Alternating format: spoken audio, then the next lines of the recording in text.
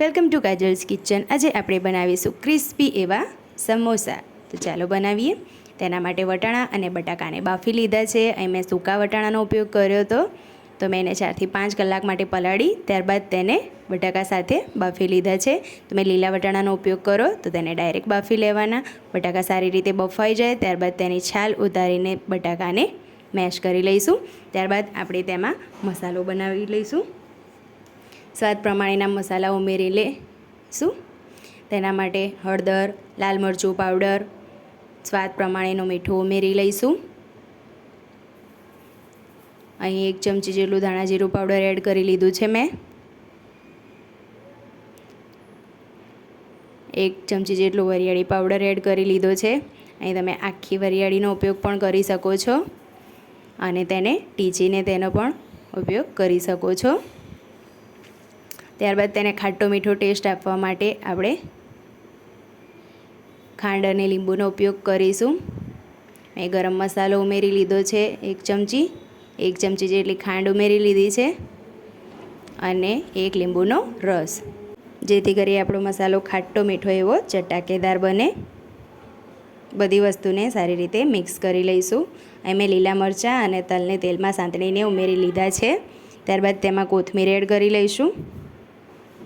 આપણો મસાલો રેડી થઈ ગયો છે, તો હવે આપણે લોટ બાંધી લઈશું।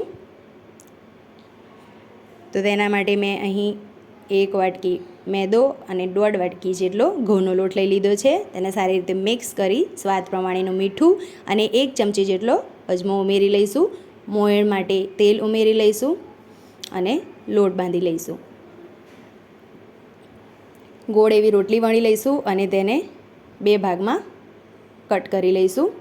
આવી રીતે પાણી લગાવી તેમાં મસાલો ભરી લઈશું અને સમોસા પેક કરી લઈશું। તમે તમારી સાઇઝના નાના મોટા તમારી પસંદના સમોસા પેક કરી શકો છો।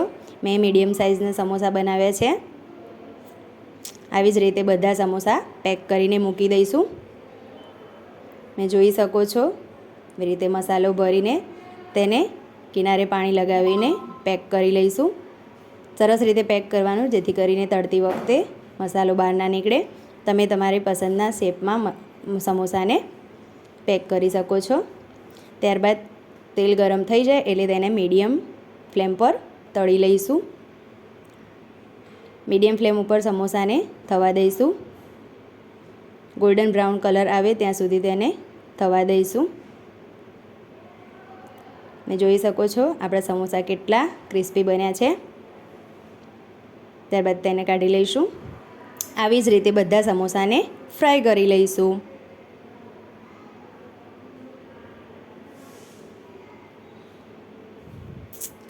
તૈયાર છે આપણા સમોસા। અને ગરમા ગરમ સર્વ કરો।